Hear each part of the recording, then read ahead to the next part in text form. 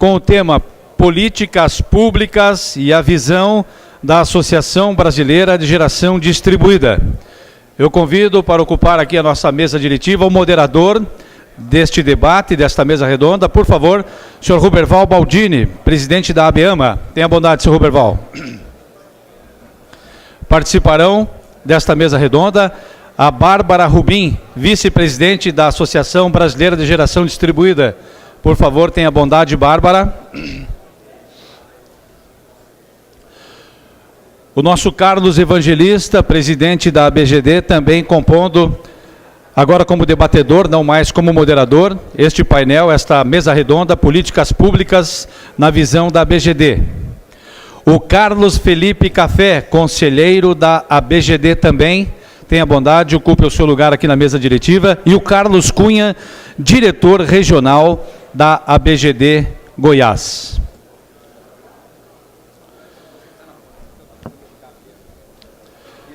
A partir de agora, o comando passará ao senhor Ruberval Baldini.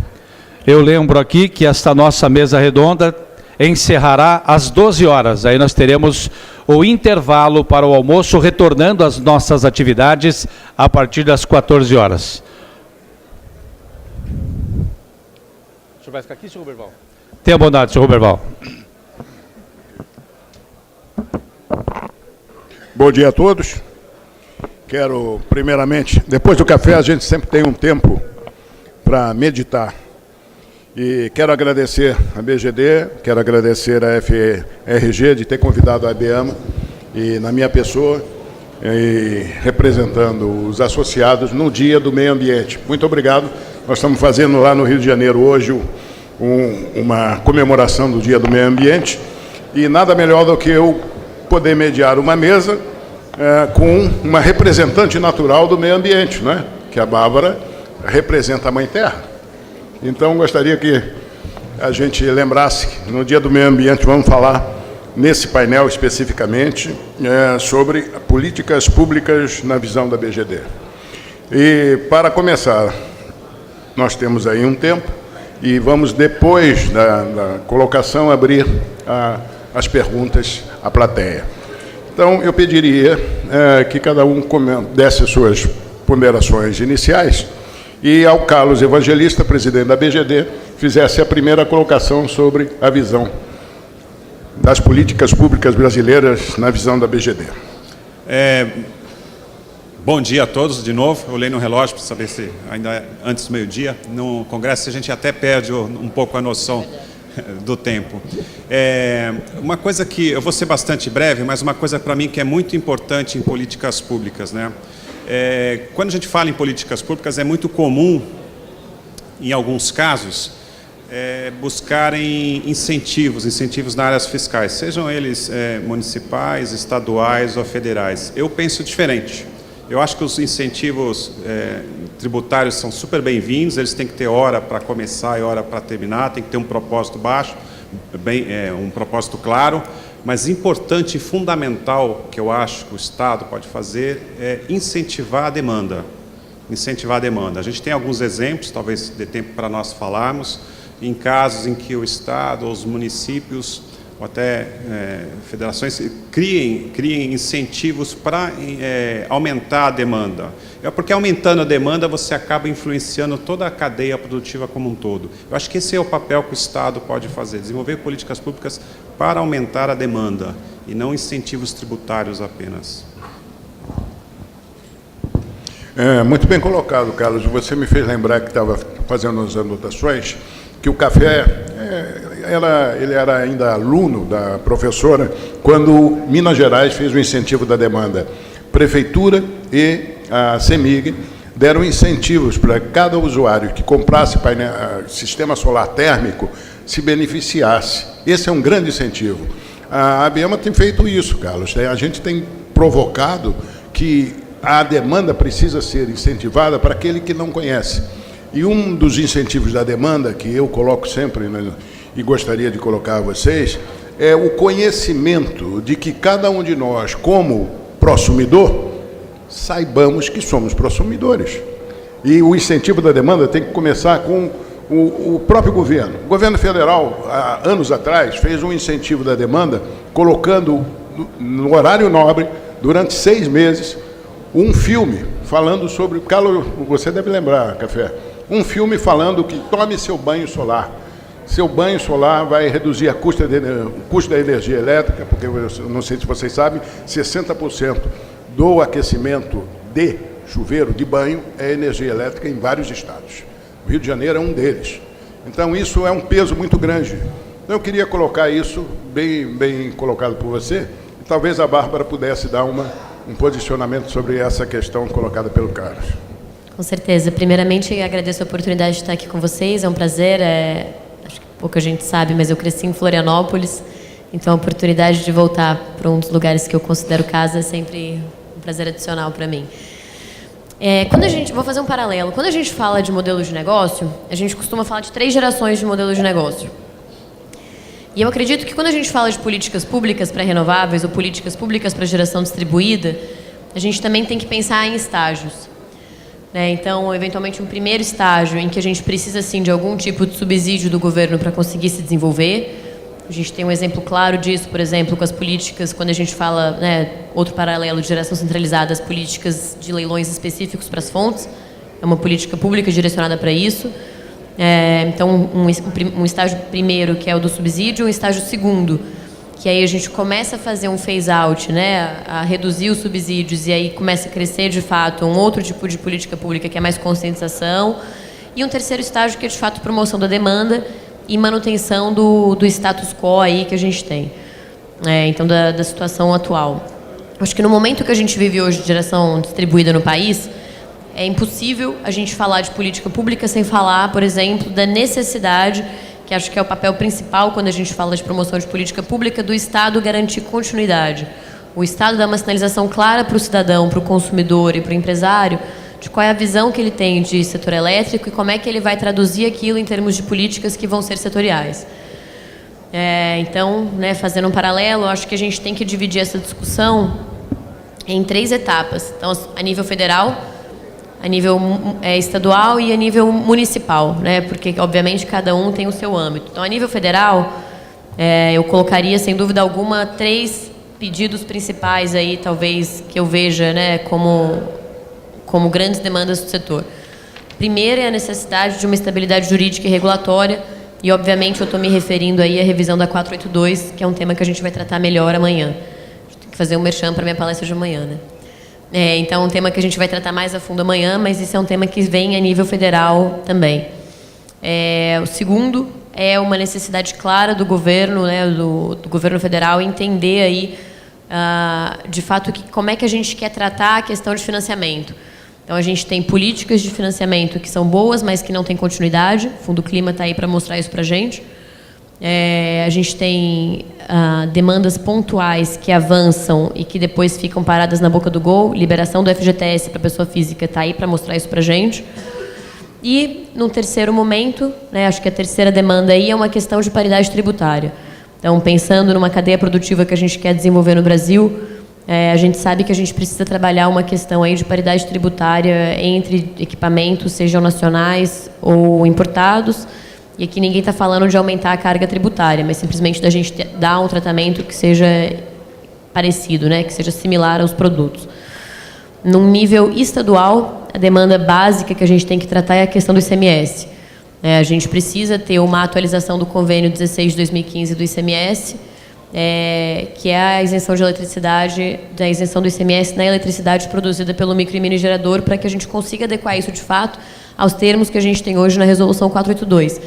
Lembrando que, em 2015, os estados, por vontade, decidiram diferenciar o convênio da 482. O convênio não está desatualizado.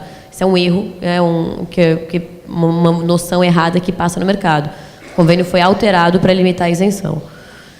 Então, a gente precisa ter uma atualização disso e, obviamente, um reflexo melhor também do que a gente tem hoje em termos do setor fotovoltaico no convênio 101/97, que é o que fala, aí sim, da isenção do ICMS nos equipamentos. E, a nível municipal, a gente tem, se a gente for falar de políticas públicas, eu gosto muito de citar o exemplo de Palmas.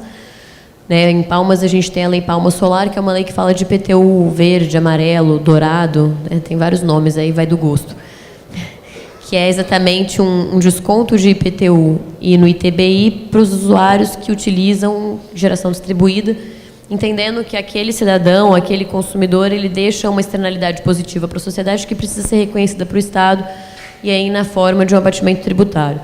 Então, enquanto em todos esses setores, né, eu citei demandas que talvez tenham mais a ver com a questão do subsídio ou de benefício, como o Carlos falou, obviamente a gente tem demandas transversais aí que perpassam todos os níveis, que é uma campanha de conscientização mais forte, né, sobre, de fato, o que é a geração distribuída, o que é essa possibilidade, o que ela implica, mas também, né, acho que a gente vive um momento em que, mais do que ouvir do Estado o que é possível, a gente quer, no mundo ambiental, né, a gente quer também, uma das minhas casas, a gente tem muito um jargão que se fala walk the talk, né, então é fazer o que você fala.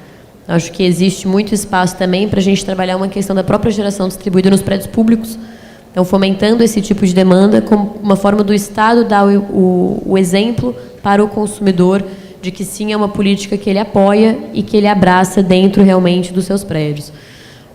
Acho que como uma fala inicial, já coloquei minhas demandas na mesa para a gente poder conversar um pouco mais sobre elas.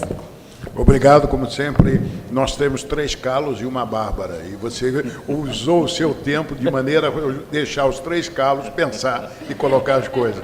Então, vou pedir ao Carlos Cunha, por favor, que dê a sua posição com relação ao que já foi falado e a sua posição. Primeiramente, bom dia a todos. Agradecer à BGD essa oportunidade da gente estar junto aqui também para poder discutir esse assunto com bastante...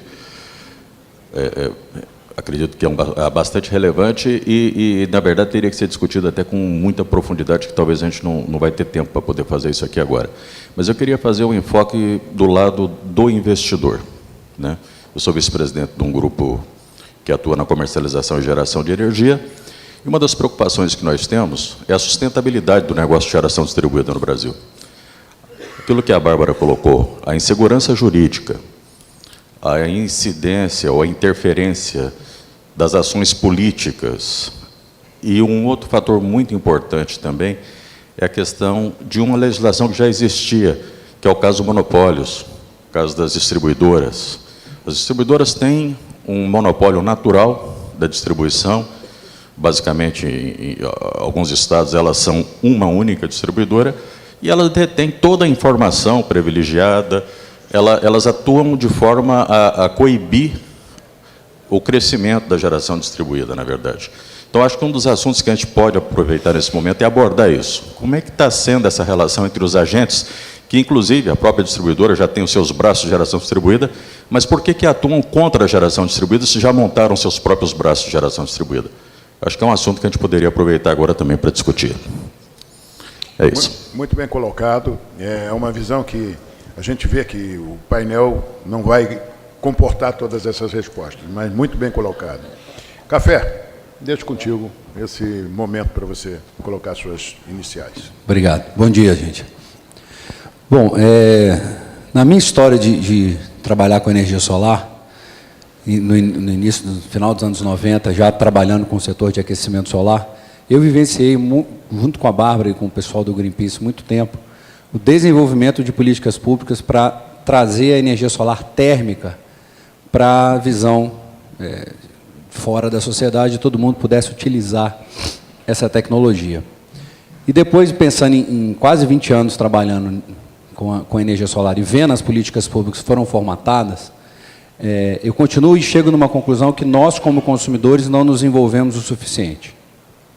Perfeito? Então, assim, eu vou em alguns eventos e pergunto assim, e vou perguntar para vocês, quem aqui se acha que quem se consideraria, levanta a mão para mim, e quem é um consumidor de energia hoje, aqui nessa sala? Você roubou essa pergunta minha, hein? Quem é um consumidor aqui? 2, 3, 4. Na verdade, a expectativa dessa pergunta, gente, é que todos levantassem a mão, evidentemente. Perfeito? Porque ser consumidor hoje, no ambiente de política pública que nós estamos, não é simplesmente se você tem ou não energia solar no seu telhado.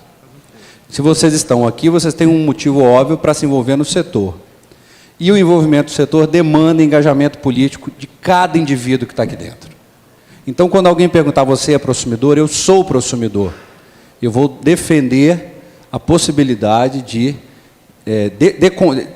não destruir, que a palavra destruir ou mandar uma banana, que foi falada de manhã, mas desconstruir um modelo que não se sustenta sobre a ótica de prosperidade, nossa como indivíduo e nossa como economia, para construir um modelo onde nós possamos nos empoderar como seres individuais, que produzam a própria energia, que possam compartilhar de forma com total livre-arbítrio a nossa energia, a nossa forma de pensar, porque energia, como o jornalista hoje mesmo falou, compartilhar informações, compartilhar conhecimento é algo que já está muito simples.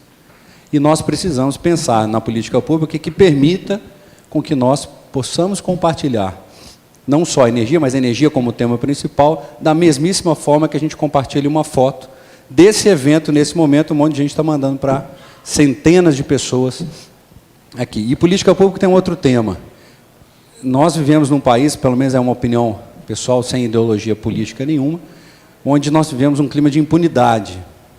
Então, fica-se com a leve sensação de que, por mais que nós rememos junto num setor, trabalhemos juridicamente para ter uma segurança jurídica para trabalhar, o clima de impunidade sempre está à beira, ou seja, o que é que a ANEEL vai fazer com a Resolução 482?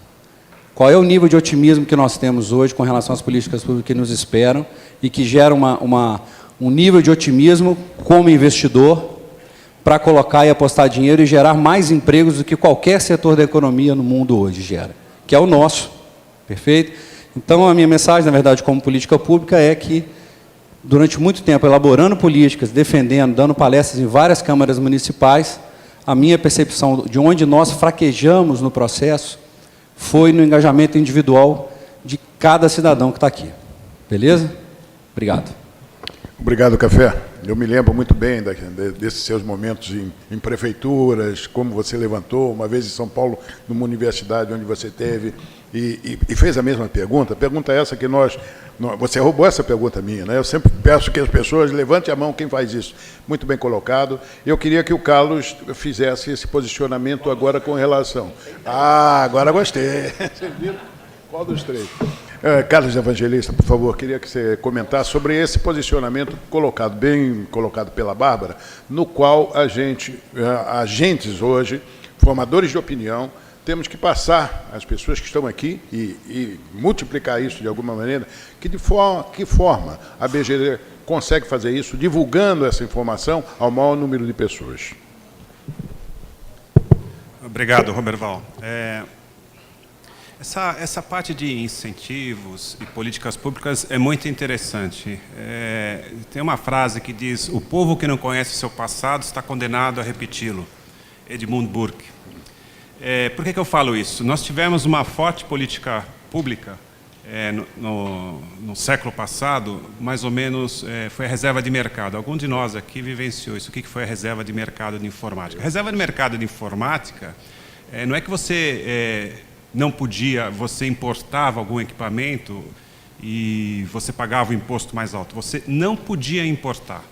Era proibido importar. Se você importasse, era considerado contrabando. Bom, por que eu estou contando isso? Nós tivemos, talvez as pessoas, nem todos devem saber, nós já tivemos uma indústria fotovoltaica aqui no Brasil. Em 1979, o primeiro módulo solar fotovoltaico fabricado no Brasil foi em 1979 numa indústria chamada Fonemate.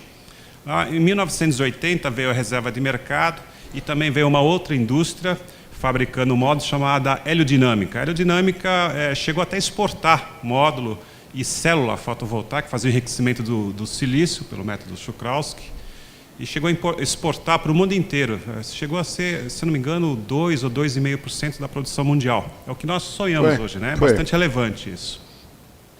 Em 1993, acabou a reserva de mercado.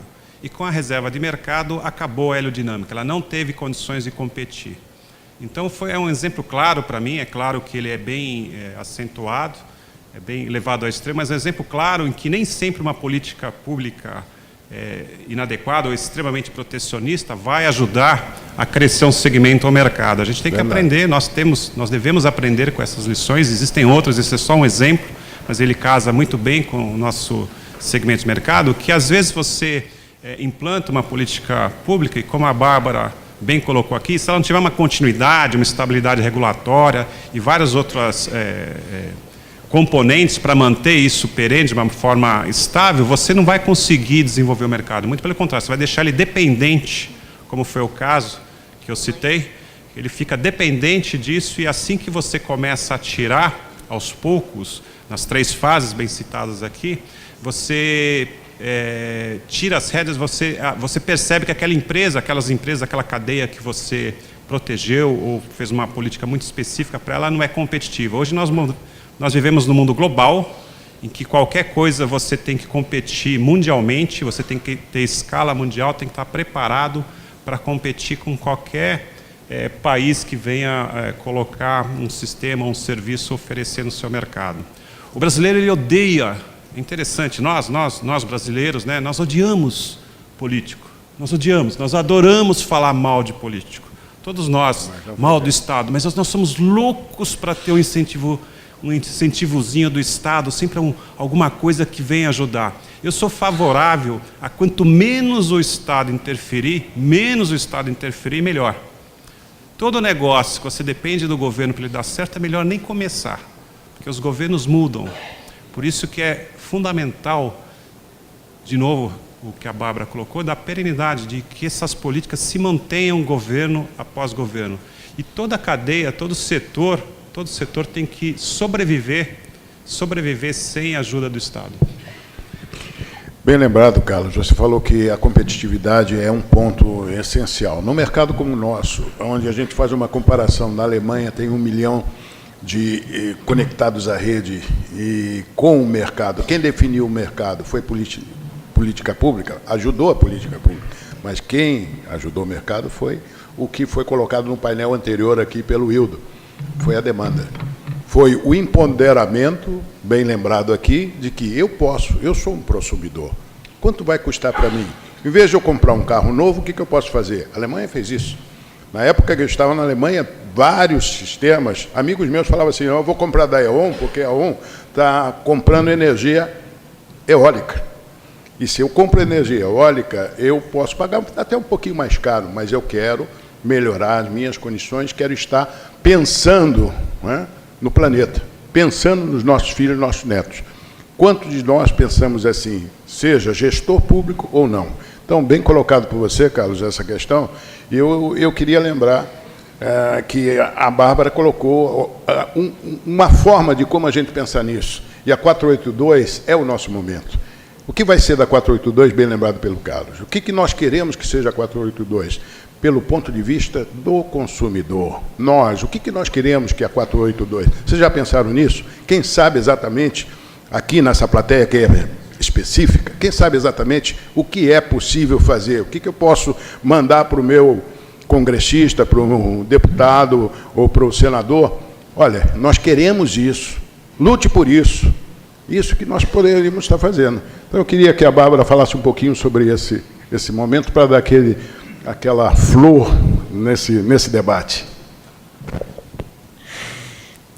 Primeiro eu quero só fazer uma provocação.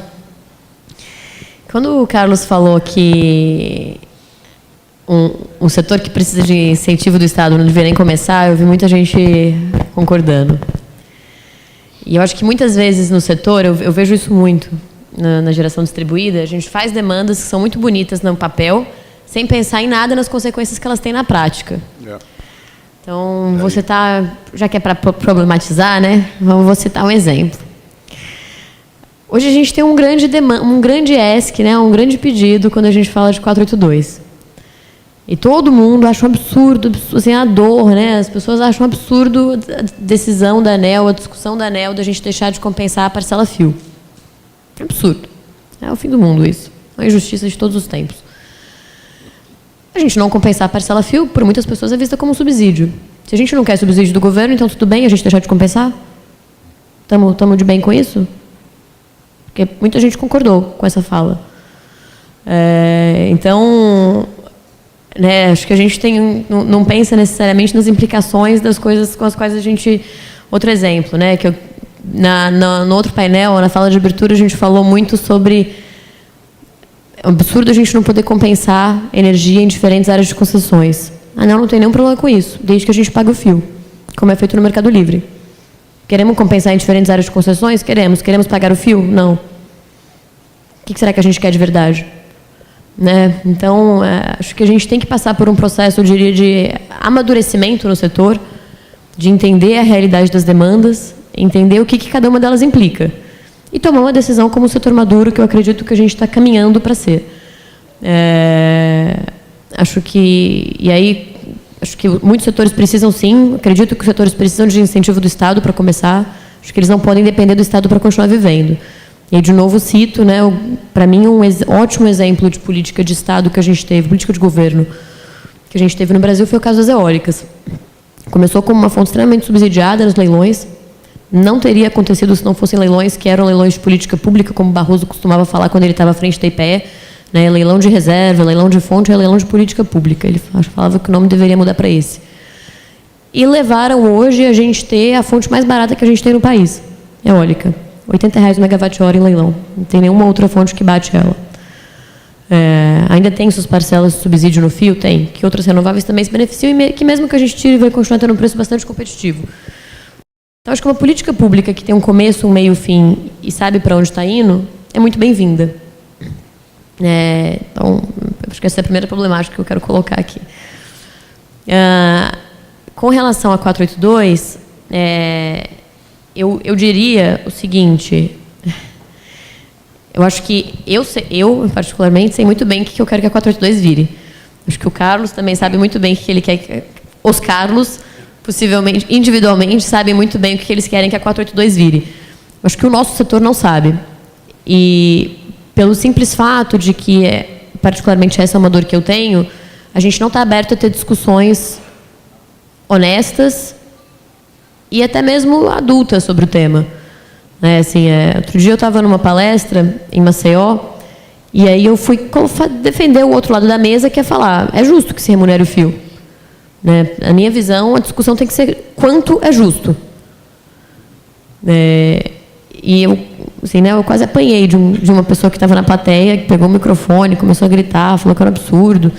Eu falei, não, gente, acho que a gente tem que ter esse tipo de discussão. Enquanto a gente não estiver aberto, enquanto setor, a entender todos os lados da balança e a precificar todos os lados da balança, a gente vai ficar à mercê de políticas públicas que são políticas quase que eleitoreiras, eu diria, né? E não de políticas públicas que têm um embasamento técnico.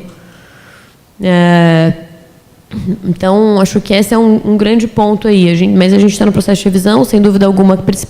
A principal discussão que está tendo no processo de revisão é uma discussão de subsídios. Então, a geração distribuída hoje no Brasil ela é vista como um subsídio. De novo, se é certo, se é errado, em que medida que é certo ou que é errado, acho que é uma discussão que o setor tem que fazer, mas ela é vista como isso, e a discussão que a gente está tendo é como é que a gente acaba com esse subsídio, como é que a gente começa a fazer um processo de terminar esse subsídio e permitir aí que o cidadão que gera, que gera a própria energia, se utilize da rede, remunerando a rede da forma como a ANEEL achar adequada. Enquanto a resposta que o setor der para a ANEEL for simplesmente de que não cabe fazer nenhum tipo de alteração, a gente está fechando a porta para dialogar. A partir do momento em que a gente está disposto a sentar na mesa e começar a fazer conta, a gente começa a ser agente de transformação. Enquanto isso, a gente é agente de negação. Então, não sei se eu respondi a sua pergunta, na verdade, mas... Sem dúvida, e colocou aqui um marco, que foi o Proinfa, realmente.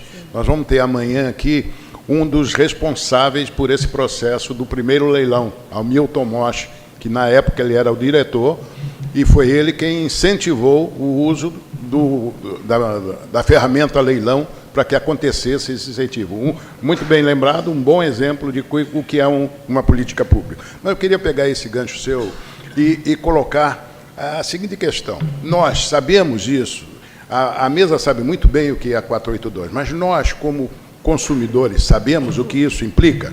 Nós sabemos o que é a CCC? Ninguém sabe, mas paga até hoje. Até hoje nós pagamos, e ninguém sabe o que é a CCC. Então, quando se coloca esse posicionamento que você colocou, a falta de conhecimento é o que mata totalmente qualquer discussão e qualquer avanço. Então, acho perfeitamente você ter colocado isso e que as pessoas saibam qual é o nosso posicionamento como gerador, distribuidor e como prosumidor. Qual é o nosso posicionamento? Nós queremos sim, mas nós sabemos que pagamos para que o Norte tenha a sua energia em qualquer momento com diesel. Hoje ainda é assim. Como é que nós mudamos isso? Como é que nós fazemos essa transformação? Pela GD? Muito bem, a GD traz modificações, traz conceitos, mas ela também traz os seus encargos. Então, isso é que a gente precisa saber e não ficar, como bem colocou a Bárbara, defendendo uma bandeira sem saber exatamente até que ponto essa bandeira pode ser hasteada, né? Eu queria que o Carlos Cunha colocasse agora o seu posicionamento no ponto de vista, Carlos, se você me permite, do empresário. Porque o empresário hoje, só pontuando, do agronegócio que é tão falado, eu, na minha posição lá da Firjan, a gente sempre defende uma questão. Nós pagamos quase 50% como industrial, e o agronegócio paga menos de 5%. Queria que você colocasse esse posicionamento, que eu acho que é uma coisa para a gente poder ajudar o agronegócio, como foi falado no primeiro painel hoje, mas de que maneira nós ajudamos o agronegócio, e o agronegócio nos ajuda também. Como nós poderíamos pensar nessa questão como política pública? Eu acho que a gente poderia ter, até nesse momento agora de discussão, uma grande oportunidade para rever o modelo que nós utilizamos no Brasil hoje de net metering. Quando a gente fala do lado do empresário, do lado do consumidor, enquanto a maioria dos outros países, quando quis fomentar a geração distribuída, utilizou de tarifa prêmio, de pagamento pelos excedentes e tudo mais, aqui no Brasil se optou por não permitir que a energia fosse comercializada. Por conta da legislação mesmo e tudo, é complexo, nós temos uma legislação do setor elétrico muito complexa, mas, olhando, posso dizer isso porque nós somos comercializadores de energia também, olhando pelo lado do investidor, e aí entra o pequeno, o médio, o grande investidor, qualquer um que estiver colocando uma planta, seja ela rooftop, seja ela uma fazenda solar ou alguma coisa, o que é o objetivo dele, gente? De maneira bem simples, o que é? Lucro, não é isso? As pessoas querem ganhar dinheiro, né? Uma das coisas que evita, eu acredito que atrapalha muito atingir esse objetivo, é a questão de você não poder comercializar os excedentes, né? A questão rural, você citou muito bem, a questão de um grande consumidor rural que é o irrigante.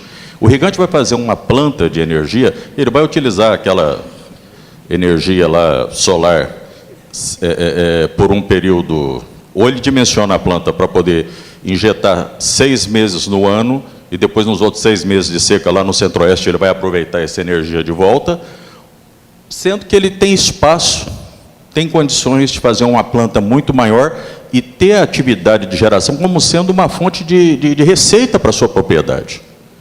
Felizmente, aqui o Brasil olha a geração distribuída como sendo um patinho feio, cara.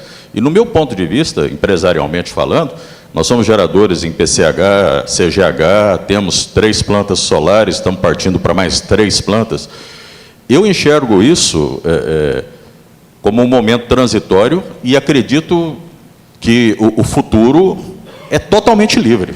Tem que ser tudo livre, tudo no mesmo pacote, e a energia tem que ser paga, como é paga em outros países, de acordo com o sinal locacional, de acordo com o patamar horário. Então, tem muita coisa para se evoluir na legislação brasileira. Mas eu acredito, o nosso palestrante falou, a mudança está acontecendo, essas mudanças estão sendo provocadas pela sociedade, pelos empresários, pelos consumidores, e é possível, sim, que no espaço curto de tempo, aí, talvez em 5 anos, a gente tenha o que não foi feito em 30 anos, seja feito em 5. Né? Essa é a minha esperança. Muito bem colocado. Eu queria pedir ao Carlos Café que fizesse um comentário que a Bárbara levantou a bola com relação à política pública de financiamento.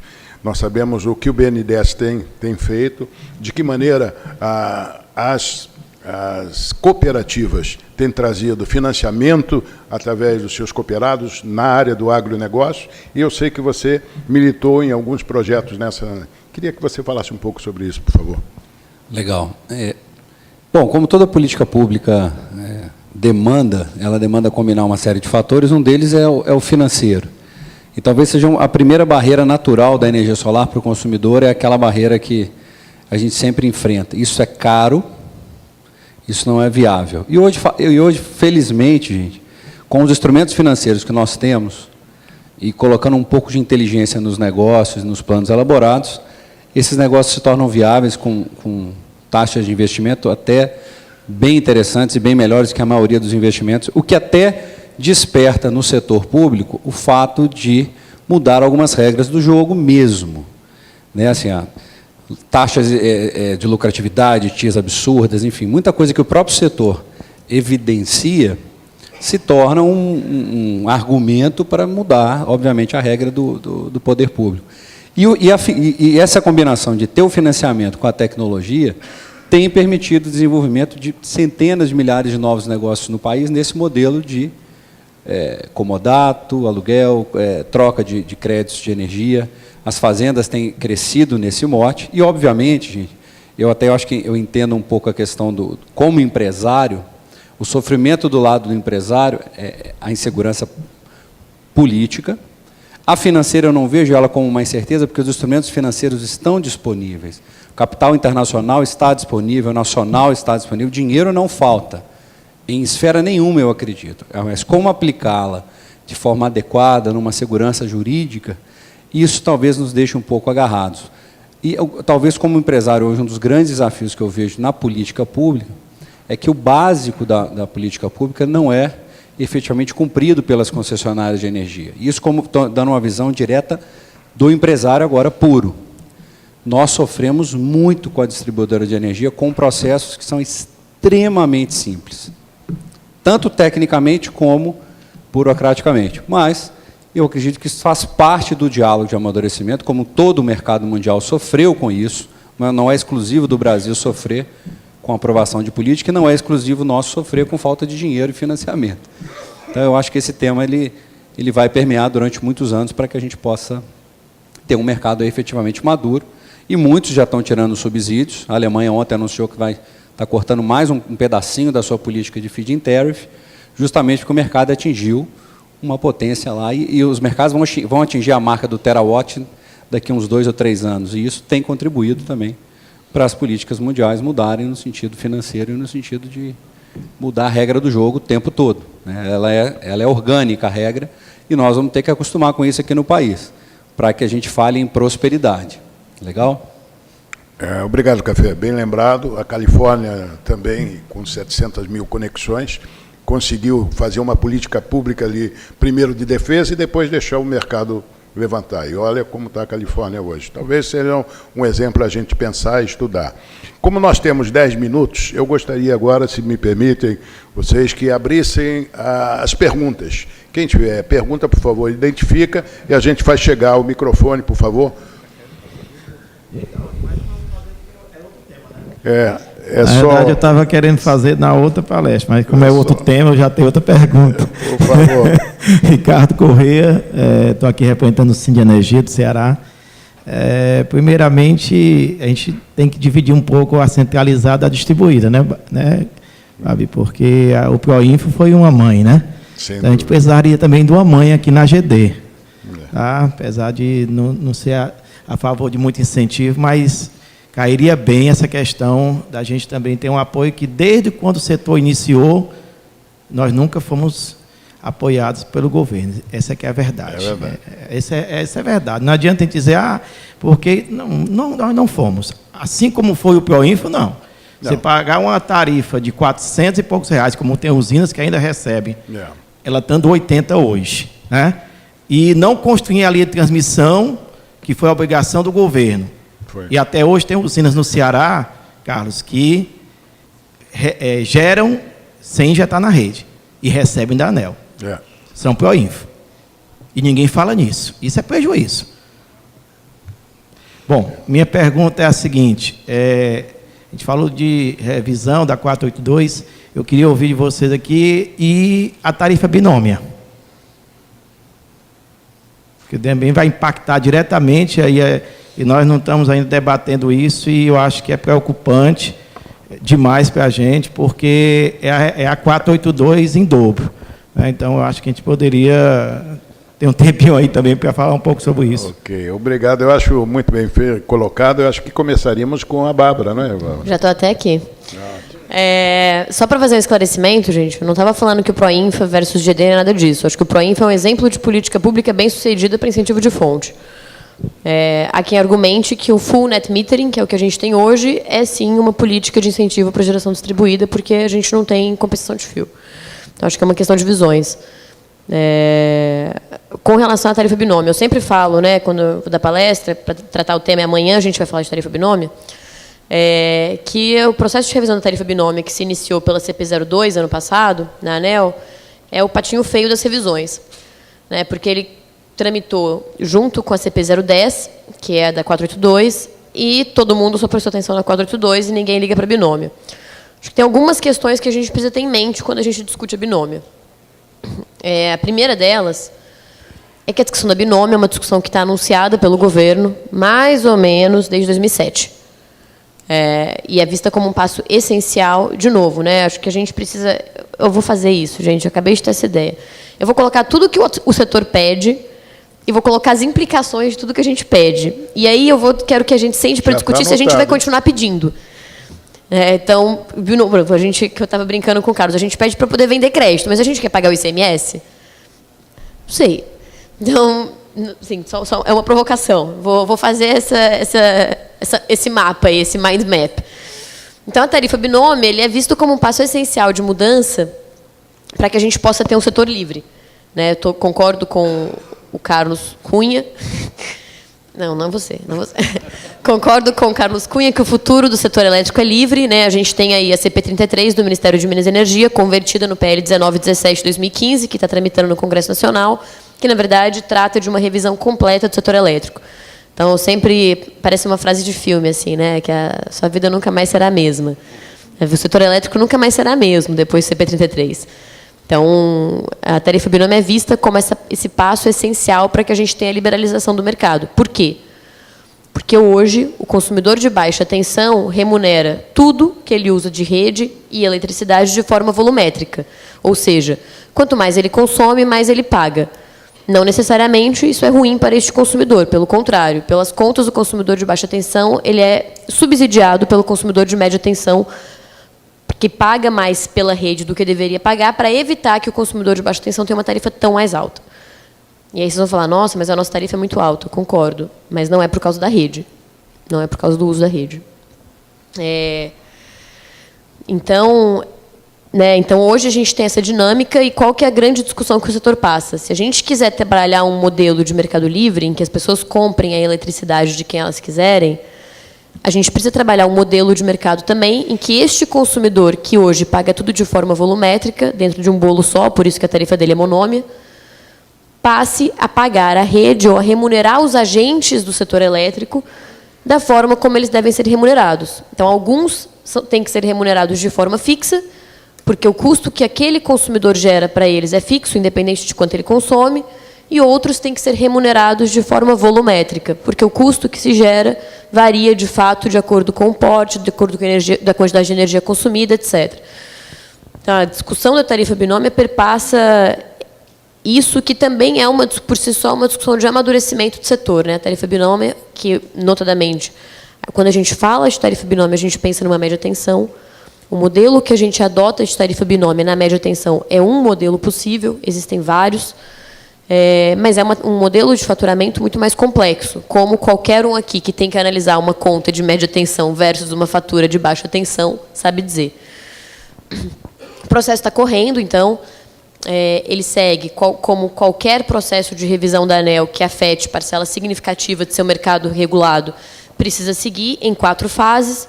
Então, tivemos a consulta pública, tivemos a análise de impacto regulatório. Na análise de impacto regulatório, a ANEEL trouxe 6 opções de possibilidade de tarifa binômio. Eu costumo dizer que são 6 opções fatoriais, porque tem 4A, B, C, 5A e B, 6A, B e C, e assim vai. Mas a gente discute-se, então, diferente da revisão da 482, em que, na análise de impacto regulatório, a ANEEL disse, eu fiz a análise e eu estou sugerindo este caminho a seguir. Na tarifa binômio, a ANEEL não foi capaz de fazer essa sugestão. Então, ela falou, eu fiz a análise e eu cheguei aqui com este leque que totalizam mais ou menos aí 12 opções de caminho a seguir. discutam. Que vai desde, né, a gente ter uma atualização do custo de disponibilidade, então aumentar o custo mínimo, consideramos ruim, particularmente, porque hoje a gente sabe que o consumidor que está abaixo do custo mínimo, inclusive já quero fazer o disclaimer que eu não tenho um sistema, não sou uma prosumidora no sentido da palavra, porque eu sempre consumo abaixo do custo mínimo, do custo de disponibilidade, então atualizar o custo de disponibilidade é uma metodologia, estabelecer uma demanda contratada é uma metodologia, estabelecer uma demanda medida é outra metodologia, criar uma taxa fixa por faixa de consumo é uma metodologia, uma taxa fixa por qualidade de serviço, essa, na verdade, eu acho maravilhosa, uma taxa fixa por qualidade do serviço prestado pela distribuidora naquele bairro. Então, obviamente, um consumidor que mora num bairro nobre paga mais pelo fio do que um consumidor que mora numa periferia, um componente forte aí de equidade.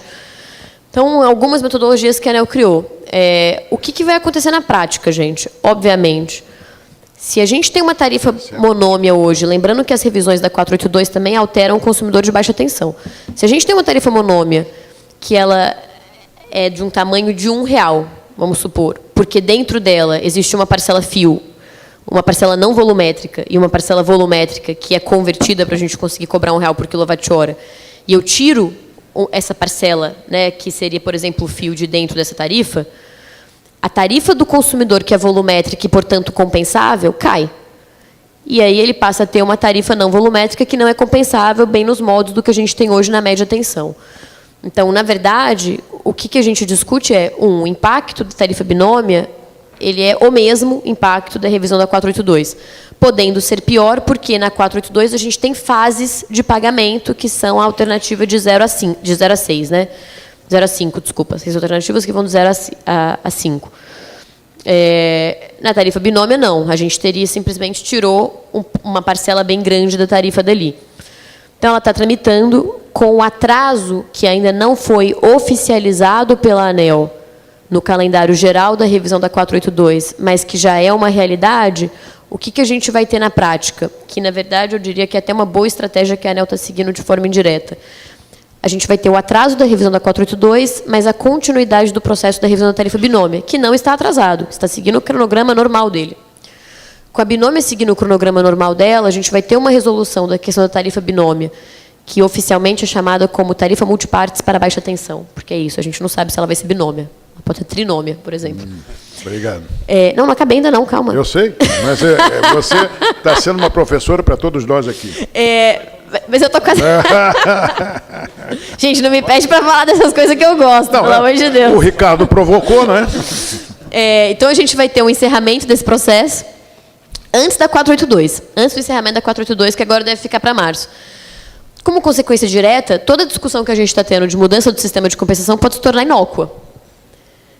O que a ANEEL está tentando estudar para trazer nos moldes do que a gente tem na 482? Regras de exceção para a aplicação da binômia. Então, não teria tarifa binômia a menos que queira.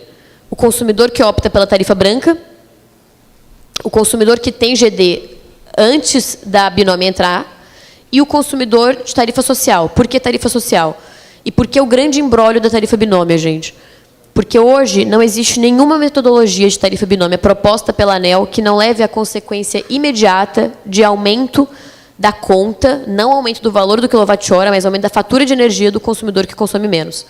Então, a tarifa binômia, ela é uma medida que, apesar de interessante para o governo, pela visão que o governo tem, ela tem um peso político e um custo político e social muito alto para o governo, que é o aumento da fatura. Então, eu ainda até acho, para ser honesta, que em algum momento desse processo vai ter uma canetada do Ministério de Minas e Energia decidir nessa situação toda por causa desse custo político. Mas eu vou parar por aqui. Quem quiser falar mais sobre isso, me convide para um café. Adoro falar sobre esse tema. Obrigada. Obrigado, Bárbara. Como sempre, você vai ter mais tempo para falar sobre isso durante outros momentos aqui, e ela está à vontade. Ela cobra uma taxa excepcional aí, fora a BGD, mas é razoável, razoável. Ricardo, só lembrando você, eu tenho mais uma pergunta, mas lembrando a você, o Proinfa foi uma mãe, sim, mas o pessoal do Carvão não achou isso não, né? Obrigado. Por favor, quem mais tem pergunta? Aqui. Bom dia, então, os palestrantes. Desculpe, vai ser... podia falar um pouquinho mais alto? Tá, pode. Tá ligado. Eu estava falando um pouco longe, desculpe. Wagner Queiroz, da Advocacia Queiroz. Tem uma pergunta, talvez ser direcionada provavelmente para a Bárbara, novamente. Eu vejo assim, já que não consegue se afastar esse paradigma de política pública referente a essa geração distribuída. Então, ou seja, hoje ainda impera isso. Tem que existir política pública no incentivo disso, e como a doutora está explanando, que vai ter que ter uma revisão da 482.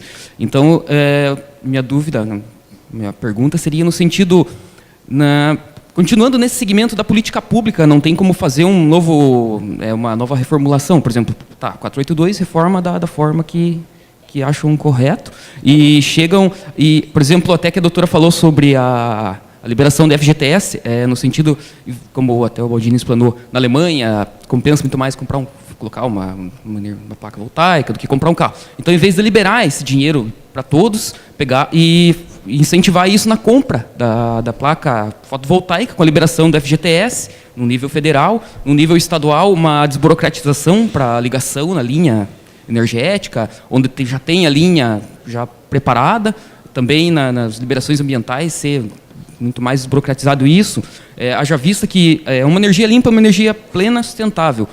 Se pensar hoje no Brasil, por exemplo, eu sou do Paraná. No Paraná, hoje, o incentivo para usinas hidrelétricas está enorme, está gigante, que vai causar um impacto ambiental muito maior, e além do risco da corrupção, que a gente já estava falando até aqui. E, em outro sentido, também, eu estava ouvindo na Voz do Brasil ontem, foi obrigado, Voz do Brasil, vindo para cá, tinha um deputado explanando sobre, inclusive, o carvão, criar umas termoelétricas que também tem um impacto ambiental muito maior. Então, nesse sentido, será que eu acho que, na minha explanação, assim, não deveria ter uma correção da política pública por trás disso?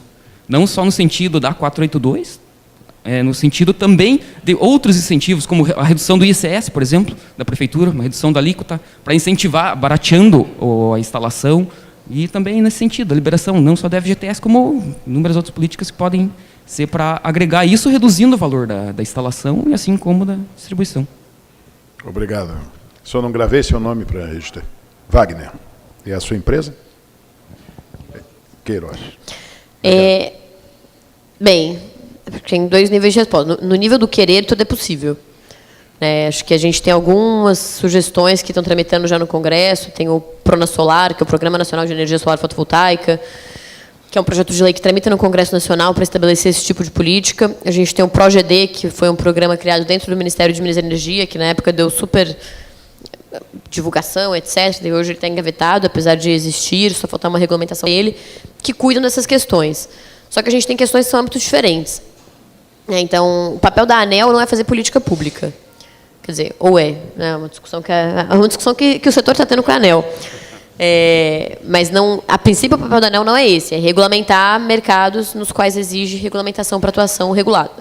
Ficou bastante repetitivo. Então, acho que são âmbitos diferentes. A gente discute, sem dúvida alguma, com o Ministério de Minas e Energia, com as prefeituras, com os estados, etc., esse tipo de política, que acho que são super bem-vindas, mas a gente também tem que lembrar, do ponto de vista de um cheque de realidade, que a gente vive um momento de constrição fiscal. Então, assim, toda política que envolve abrir mão de mais arrecadação para os estados tende a ser colocada como a última coisa aí na gaveta a ser feita. Acho que muito mais salutar para o governo é, de fato, que ele trate o setor de energia, e não somente a geração distribuída, dentro de uma visão realmente do que quer ser feito.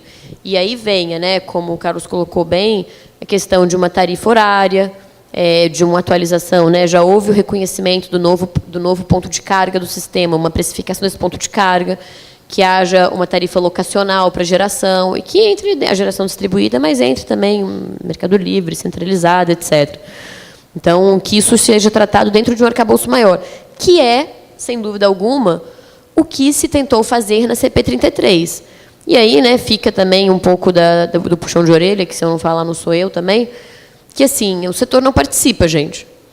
Essa é a realidade. Então, assim, tudo que o governo faz, ou a ANEEL faz, etc., tem um fator muito grande de buscar subsídio da sociedade, minimamente para entender qual que é a realidade daquele segmento no momento que a política pública está sendo desenvolvida.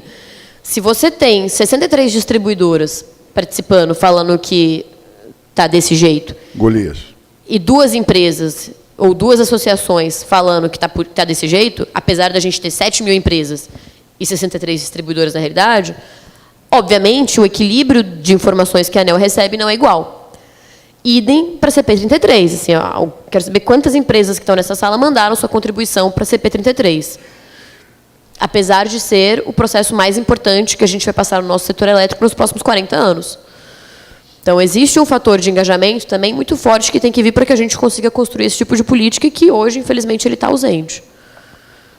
Obrigado, Bárbara. Muito bem colocado. Isso tudo permeia esse momento que nós estamos passando, da mudança de paradigma, e acho que a importância do Davi, embora pequeno, nós, associações do setor de geração distribuída e renovável, nesse momento do Dia do Meio Ambiente, tem que lembrar, nós somos o Davi, eles são os Golias. Então, o Davi pode levar... Mas Davi venceu Golias.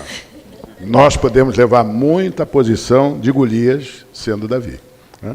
Quero agradecer a Bárbara Rubim pela brilhante explanação, ao Carlos Evangelista, como sempre, ponderando a raiz de toda essa árvore que está se crescendo, ao café, que conheço há algum tempo, que é um dos frutos de tudo isso, né, mas que não seja só o café, e, por final, o Carlos Cunha, que estou conhecendo recentemente e apreciando as suas colocações, e acho que nós temos muito a construir com as suas posições. E a vocês que ficaram aí esse tempo todo, eu queria lembrar vocês que nós ainda temos mais palestras à tarde. Nós vamos ter à tarde inversores, painéis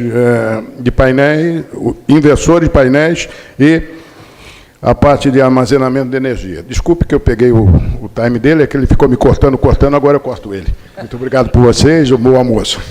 Obrigado, senhor Ruberval, Baldini, brilhante, como sempre. Obrigado pela participação aqui conosco como moderador desta mesa redonda. Obrigado, Carlos Café, Carlos Cunha, Carlos Evangelista, a Bárbara Rubim. Nós estamos desfazendo a nossa mesa. Eu quero agradecer a presença de todos vocês, nossos queridos congressistas. Como disse o senhor Ruberval Baldini, a partir das 14 horas retornaremos às nossas atividades. A todos um excelente almoço. Esperamos revê-los a partir das 14 horas aqui no Auditório Santa Catarina. Muito obrigado pela presença de todos.